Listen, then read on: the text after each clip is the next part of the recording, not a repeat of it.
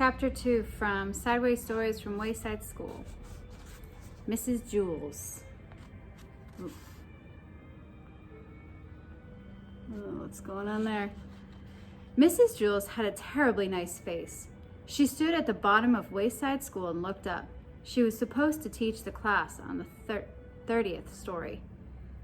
The children on the 30th story were scared. They had never told anyone what had happened to Mrs. Gorf. They hadn't had a teacher for 3 days. They were afraid of what their new teacher would be like.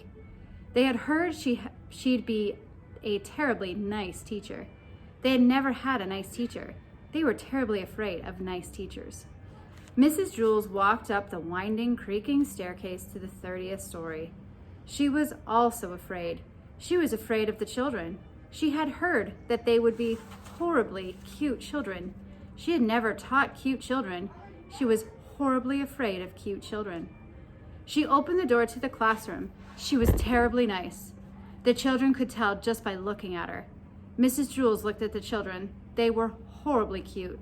In fact, they were much too cute to be children. "I don't believe it," said Mrs. Jules. "It's a room full of monkeys." The children looked at each other. They didn't see any monkeys. "This is ridiculous," said Mrs. Jules. "Just ridiculous. I walked all the way up 30 flights of stairs for nothing but a class of monkeys. What do they think I am? I'm a teacher, not a zookeeper." The children looked at her. They didn't know what to say. Todd scratched his head. "Oh, I'm sorry," said Mrs. Jules. "Please don't get me wrong. I have nothing against monkeys. It's just that I was expecting children. I like monkeys, I really do.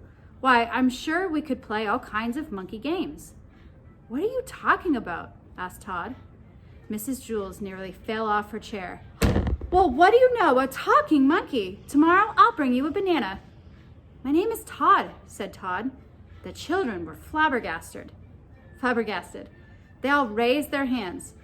"I'm sorry," said Mrs. Jules, "but I don't have enough bananas for all of you. I didn't expect this. Next week I'll bring in a whole bushel." "I don't want a banana," said Calvin. "I'm not a monkey." "Would you like a peanut?" asked Mrs. Jules. "I think I might have a bag of peanuts in my purse. Wait a second. Yes, here it is." "Thanks," said Calvin. Calvin liked peanuts. Allison stood up. "I'm not a monkey," she said. "I'm a girl. My name is Allison, and so is everybody else." Mrs. Jules was shocked. "Do you mean to tell me every monkey in here is named Allison?"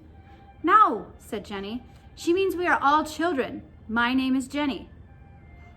"No," said Mrs. Jules. "You're much too cute to be children."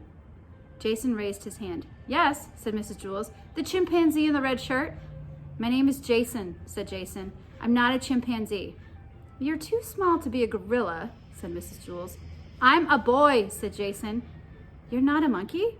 asked Mrs. Jules. "No," said Jason. And the rest of the class, "They're not monkeys either," asked Mrs. Jules.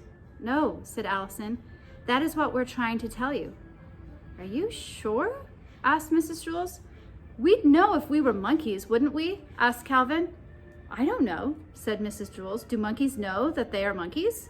"I don't know," said Allison. "I'm not a monkey." "No, I suppose you're not," said Mrs. Jules. "Okay, in that case, we have a lot of work to do. Reading, writing, subtraction, addition, spelling. Everyone take out a piece of paper. We will have a test now." Jason tapped Todd on the shoulder. He said, "Do you want to know something? I liked it better when she thought we were monkeys." "I know," said Todd. "I guess now it means she won't bring me a banana." "There will be no talking in class," said Mrs. Jules. She wrote Todd's name on the blackboard under the word discipline.